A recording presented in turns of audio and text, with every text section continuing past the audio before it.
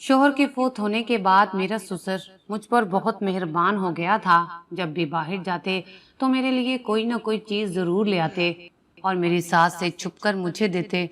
वो हर वक्त मेरे आगे पीछे घूमते रहते थे, जैसे वो मेरे मुलाजिम हों। मुझे बड़ा अजीब लगता था, क्योंकि वो पहले तो ऐसे नहीं थे, बस अपने काम से काम रखते थे। एक रोज सास को हम दोनों पर शक हो गया। सास ने मुझ पर इल्जाम लगा दिया कि मेरा ससुर के साथ अफेयर चल रहा है, और फिर उसी रात सास मुझे घसीट कर ससुर के कमरे में ले गई, और जो कुछ उसने मेरे साथ किया, मेरे जिस्म से जान निकल गई। क्योंकि मेरा नाम हुरैम है, मेरी उम्र 27 साल है। मैं अपने घर वालों की बहुत लाडली थी। हम दो बहनें और एक भाई थे। भाई बड़ा था और उससे छोटी मैं थी। भाई के लिए बहुत से रिश्ते आ रहे थे, मगर हर किसी की कोई न कोई शर्त होती, जिसे मानने से अब्बू इनकार कर देते थे। एक बार भाई के लिए एक अच्छे घराने से रिश्ता आया, तो वो औरत कहने लगी कि हमारे खानदान में वट्टा सट्टा होता है। मैं अगर आपको बेटी दूंगी तो आपको भी मुझे अपनी बेटी देनी होगी। मेरी माँ ने तो अपना कलेजा ही पीट लिया कि ये कैसी शर्त है, हम नहीं मानने वाले। मैं भी अभी शादी नहीं करना चाहती थी, क्योंकि मैं किसी लड़के से मोहब्बत करती थी। उसने कहा कि तुम अपने घर में बात करो, बाकी सब कुछ मैं संभाल लूंगा। लेकिन मेरे बाबा बहुत सख्त थे, मुझे बहुत डर लगता था। उस लड़के ने कहा कि अगर तुमने अभी बात नहीं की तो मैं तुमसे शादी नहीं करूंगा, क्योंकि मुझे किसी डरपोक लड़की से शादी नहीं करनी। उसका नाम जहीर था।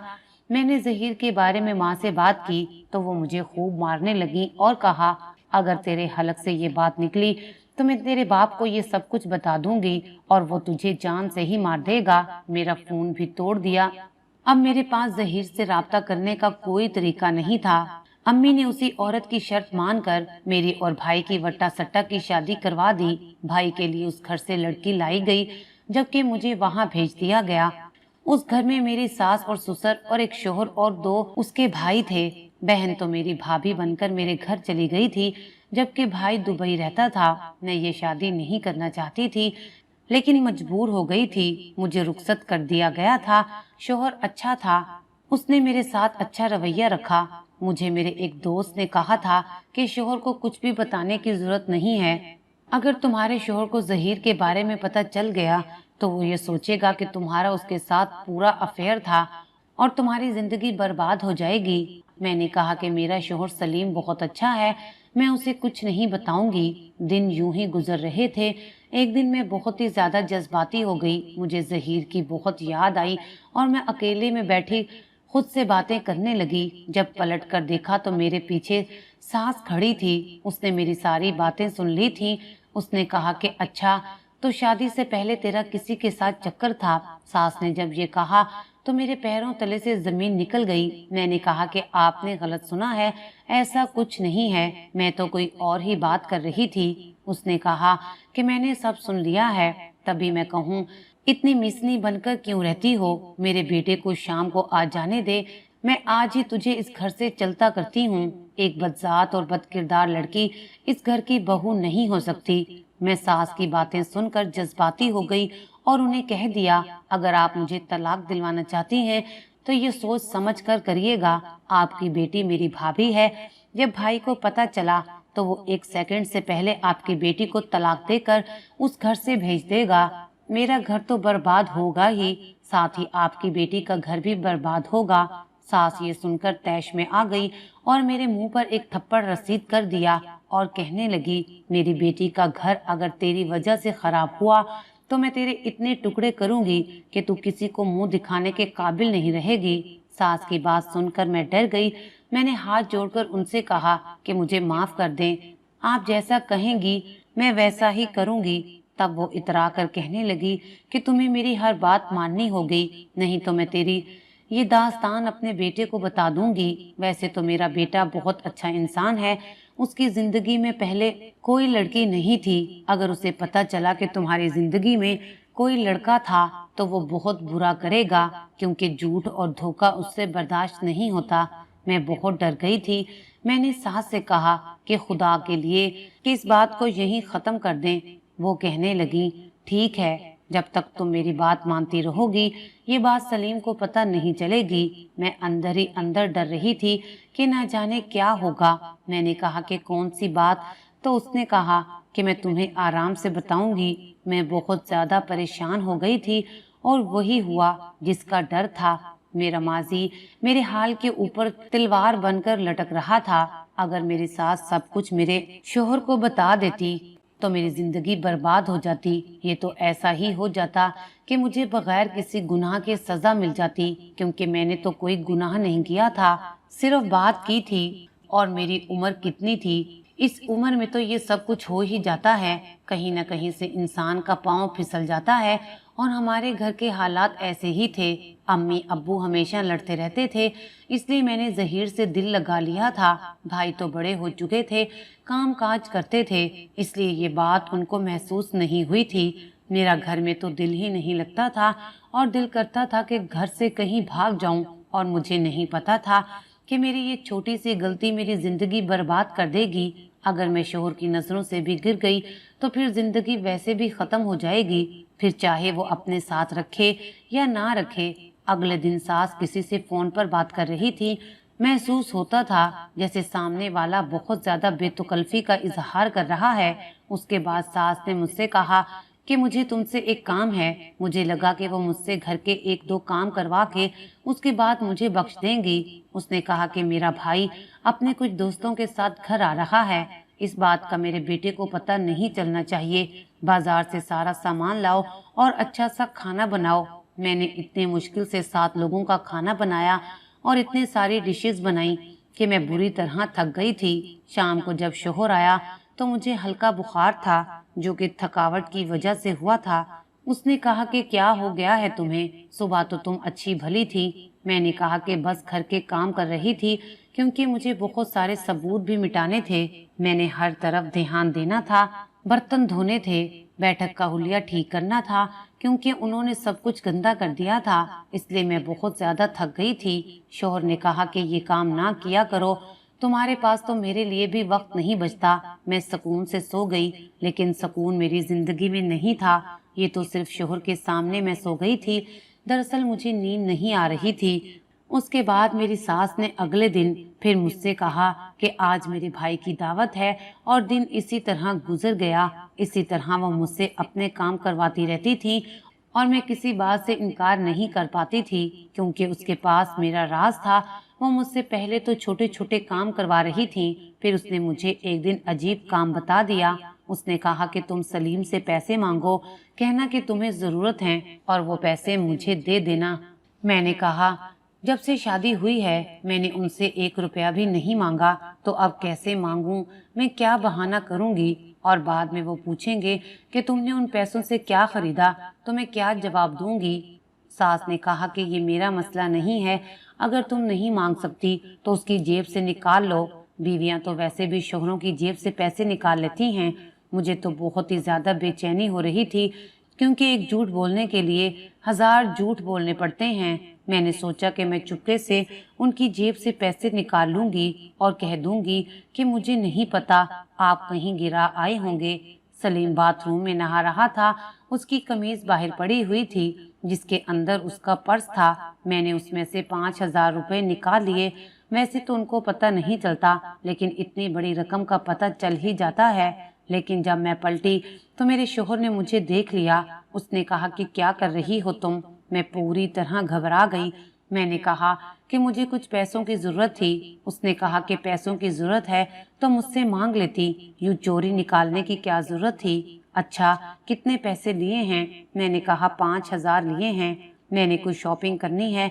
मेरे शोहर ने कहा ठीक है, अगर तुम मुझसे मांग लेती तो मुझे अच्छा लगता। मैं अपने शोहर के सामने इतनी शर्मिंदा थी कि दिल करता था कि जमीन फट जाए और मैं इसके अंदर चली जाऊं। वो क्या सोचता होगा मेरे बारे में कि ये मुझसे पैसे मांग क्यों नहीं सकती थी। मैंने पैसे लाकर सास को दे दिए और सास ने मुझसे इस तरह के ना जाने कितने काम करवाए, कभी अपने घर के तो कभी भाई के घर भेज देती। सास का भाई बहुत हवसज़दा इंसान था। घर के काम करने में मुझे मसला नहीं होता था, लेकिन जब वो ये कहती कि मेरे भाई के घर जाओ और वो जो कहे वो करो, اس سے میری جان جاتی تھی۔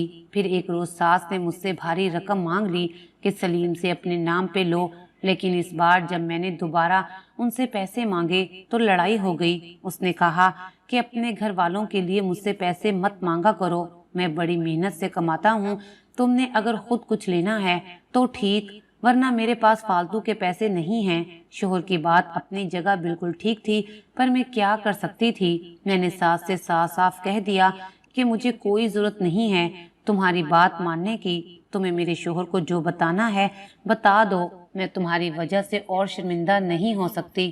میں اپنے شوہر سے پیسے اور جھوٹ بول بول کر تھک چکی تھی۔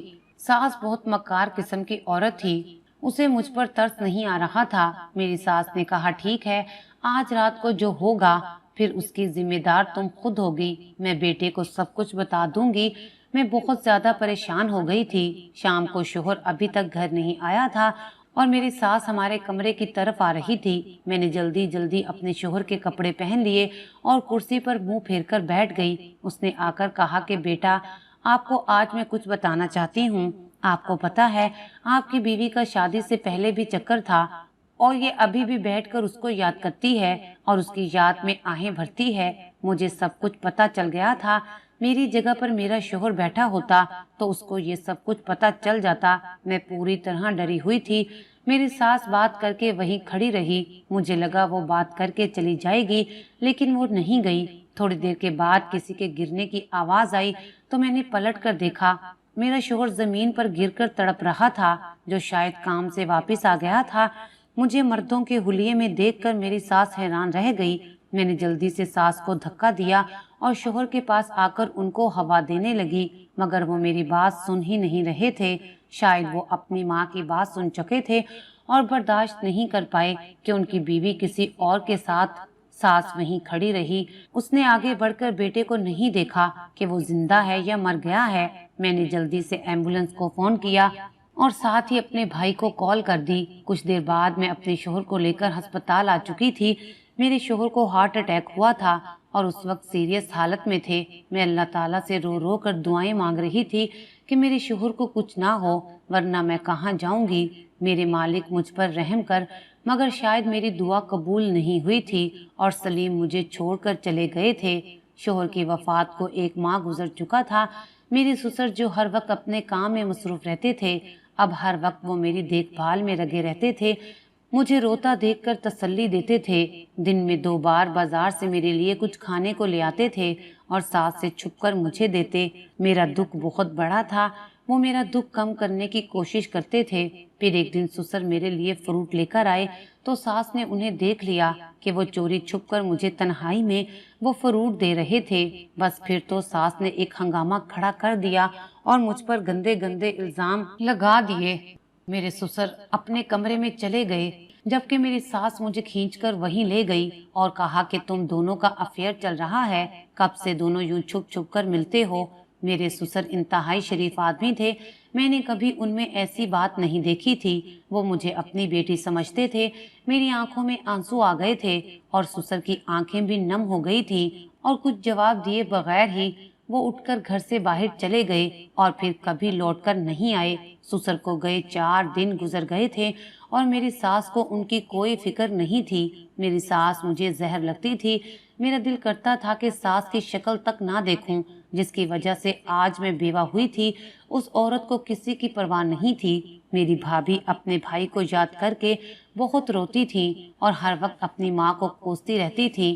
عدت پوری ہوتے ہی ساس میرے سر پر کسی عذاب کی طرح نازل ہو گئی، کہنے لگیں کہ تو اس گھر میں رہ سکتی ہے، میں جانتی ہوں تو سلیم کی بیوہ ہے، مگر یہ بات یاد رکھنا کہ اب تم بہو نہیں بلکہ نوکرانی ہو، جیسا میں کہوں گی تجھے ویسا ہی کرنا ہوگا۔ اگر میری کوئی بات نہ مانی تو اسی دن میں تجھے اس گھر سے چلتا کروں گی۔ اب میں کیا لڑتی، اپنا معاملہ میں اللہ کے سپرد کر چکی تھی۔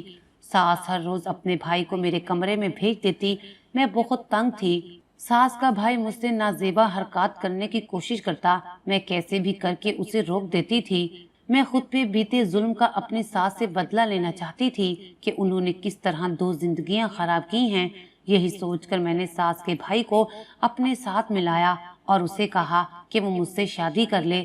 وہ یہ سن کر خوش ہو گیا۔ اس نے مجھ سے نکاح کی حامی بھری اور کہا کہ پرسوں جمعے کو ہم نکاح کر لیں گے۔ میں نے یہ بات اپنی ساس سے چھپائی رکھی اور ساس ہی ساس کے بھائی انور کو بھی بول دیا کہ یہ بات تم اپنی بہن کو نہ بتانا۔ انور کی عمر کم و بیش 50-25 سال تھی۔ اس کے پاس دولت کی کمی نہیں تھی۔ مجھے اندازہ ہو چکا تھا کہ ساس پیسوں کے لالچ میں ہی اس کی سب باتیں مانتی ہے۔ میرے پاس 2 دن تھے، مجھے ان 2 دنوں میں ہی سب کچھ کرنا تھا، اور انور تو بہت خوش تھا کہ میں اس سے نکاح کروانے لگی ہوں، مگر میرے ذہن میں کچھ اور چل رہا تھا۔ میرے میکے والے اس بات سے بے خبر تھے۔ میرے شوہر سلیم کی وفات پہ وہ صرف چند گھنٹوں کے لیے ہی آئے تھے، اس کے بعد کسی نے مڑ کر بھی نہیں دیکھا تھا۔ میں بھی اب بے حس ہو چکی تھی۔ نکاح سے 1 رات پہلے میں ساس کے کمرے میں کچھ کہنے آئی، مگر ساس کسی سے فون پہ بات کر رہی تھی۔ وہ سن کر میری روح لرز گئی۔ وہ کسی سے میرے متعلق بات کر رہی تھی اور ساتھ ہی اس سے پیسوں کی ڈیمانڈ کر رہی تھی۔ میں حیران تھی کہ میری ساس کس سے بات کر رہی ہے۔ 2 دن بعد نکاح کا دن آ چکا تھا اور میں خوش نہیں تھی۔ میں نے اللہ تعالیٰ پر اپنا معاملہ چھوڑ دیا تھا، وہی بہترین کارساز تھا۔ انور اپنی بہن سے یہ بات نہیں چھپا سکتا تھا۔ وہ میرے کمرے میں آ کر کہنے لگا کہ تم سلیم کی بیوہ ہو، اب تم میری بیوی بننے جا رہی ہو، مگر میں زندگی کا اتنا بڑا فیصلہ بہن کو بتائے بغیر نہیں لے سکتا۔ میں یہ بات اس کو بتانے جا رہا ہوں، اور وہ یہ کہہ کر وہاں سے چلا گیا۔ میں بھی اس کے پیچھے پیچھے تھی۔ ساس آج بھی کسی سے فون پہ مسلسل بحث کر رہی تھی اور اسے گھر بلا رہی تھی۔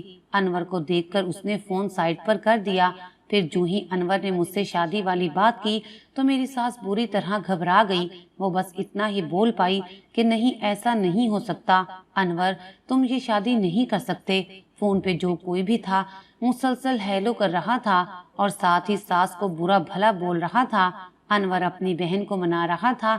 اتنی دیر میں کسی نے دروازہ پیٹنا شروع کر دیا۔ میں دروازہ کھولنے کے لیے جب گئی تو سامنے کھڑے شخص کو دیکھ کر میری جان نکل گئی۔ ماضی میرے سامنے آ کھڑا ہوا تھا۔ سامنے کھڑا شخص کوئی اور نہیں بلکہ ظہیر تھا، مگر وہ یہاں کیسے؟ اس کا میری ساس سے رابطہ کیسے ہوا تھا؟ کسی نے سچ کہا ہے کہ ماضی کہیں نہ کہیں آپ کے سامنے دیوار کی مانند کھڑا ہو جاتا ہے، اور آج میرے ساتھ بھی یہی ہوا تھا۔ تب تک انور اور میری ساس بھی وہاں آ چکے تھے۔ ساس تو ظہیر کو دیکھ کر ڈر گئی تھی اور مجھے کچھ سمجھ نہیں آ رہا تھا۔ میں نے ظہیر سے کہا کہ یہ سب کیا ہے اور آپ یہاں کیسے، جبکہ میرا 1 سال پہلے ہی آپ سے رابطہ ختم ہو چکا تھا۔ اس نے کہا کہ میں تم سے محبت کرتا تھا اور کرتا ہوں۔ تمہارے چھوڑنے کے بعد بھی میں تمہاری راہ دیکھتا رہا ہوں۔ مجھے صبر آ چکا تھا۔ جب مجھے پتا چلا کہ تم کسی کی بیوی بن گئی ہو، تب میں نے ساری عمر شادی نہ کرنے کا فیصلہ کر لیا تھا، اور ایک دن مجھے تمہاری ساس کا فون آیا اور اس نے مجھے تمہارے نام سے بلیک میل کرنا شروع کیا اور مجھ سے پیسے بٹورتی رہی کہ میری وجہ سے تمہارا گھر خراب نہ ہو۔ دن بدن اس کی ڈیمانڈ بڑھتی جا رہی تھی، مگر یہ عورت باز نہ آئی۔ اسے اپنے بیٹے کی بھی فکر نہیں تھی۔ میں حیران تھا کہ یہ کیسی ماں ہے جو اپنے گھر میں آگ لگا رہی ہے۔ میں نے تمہاری ساس کی معلومات کروائیں تو پتا چلا کہ یہ تمہارے سسر کی دوسری بیوی ہے، مطلب کہ یہ تمہارے مرحوم شوہر کی سوتیلی ماں ہے۔ اس میں سے تمہارے سسر کا ایک ہی بیٹا تھا جو کہ باہر کے ملک میں رہتا ہے، اور اس نے بھی اپنی ماں کی حرکتوں کی وجہ سے پلٹ کر اسے کبھی نہیں دیکھا۔ جو عورت اتنی اندھی ہو چکی ہو، جسے رشتوں کا پاس نہ رہے، اس کے لیے کیا سکا اور کیا ستیلا۔ میری ساس کیسے ہر ایک کو بلیک میل کرتی رہتی تھی۔ ظہیر نے آگے بڑھ کر مجھے اٹھایا۔ اس کی آنکھوں میں آنسو تھے۔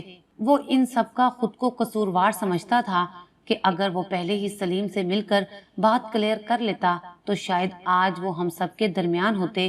میری شادی کو لے کر انور اور میری ساس میں جھگڑا شروع ہو چکا تھا۔ پھر اچانک میری ساس نے غصے میں پاس پڑے ڈنڈے سے اپنے بھائی پر وار کر دیا، جس کے نتیجے میں انور کا سر پھٹ گیا اور وہ وہیں دم توڑ گیا۔ ظہیر نے اسی وقت پولیس کو بلا لیا اور میری ساس، جو کہ شاید اب پاگل ہو چکی تھی، اسے پولیس پکڑ کر لے گئی تھی۔ میرے سوچنے سمجھنے کی صلاحیت ختم ہو چکی تھی، کیونکہ میری ساس کو عمر بھر کے لیے سزا ہو چکی تھی اور میرے سسر کا کوئی اتا پتہ نہیں تھا۔ کچھ دنوں بعد میں نے ظہیر سے شادی کر لی تھی۔ یہ غلط تھا، مگر میں کیا کرتی؟ بعض چیزیں انسان کے بس میں نہیں ہوتی۔ شاید یہ میرے بس میں نہیں تھا۔ ظہیر کو اس کی محبت جائز طریقے سے مل چکی تھی، مجھے بھی محبت ملی، مگر بدلے میں قسمت نے مجھ سے بہت کچھ چھین لیا۔ شادی کے بعد میں نے ظہیر کے ساتھ مل کر اپنے سسر کو ڈھونڈنے کی کوشش کی تھی اور وہ ہمیں مل گئے تھے۔ وہ دوسرے شہر میں اپنے بھائی کے گھر میں رہ رہے تھے۔ مجھے بس یہی ڈر تھا کہ کہیں انہوں نے اپنی جان نہ لے لی ہو، کیونکہ وہ مجھے بیٹی کی طرح سمجھتے تھے اور میں نے کبھی ان کی آنکھ میں اپنے لیے میل نہیں دیکھی تھی۔ وہ بھی اپنی دوسری بیوی سے بہت تنگ آ چکے تھے۔ وہ سادہ سے انسان تھے، اس لیے چپ کر کے سائیڈ پر ہو گئے تھے، مگر مجھے ان سے بھی گلہ تھا۔ ایک طرف تو وہ مجھے باپ کا رتبہ دیتے تھے، مجھے بیٹی سمجھتے تھے، پر مشکل وقت میں مجھے اکیلا چھوڑ گئے تھے۔ خیر جو بھی ہوا اسی میں کوئی بہتری ہوگی۔ میں اپنے سابقہ سسر کو مل کر ظہیر کے ساتھ واپس آ گئی تھی۔ انہیں بھی اپنی بیوی کے جیل جانے کا کوئی دکھ نہیں ہوا تھا۔ پھر میں نے اور ظہیر نے اپنی نئی زندگی کا آغاز کیا تھا۔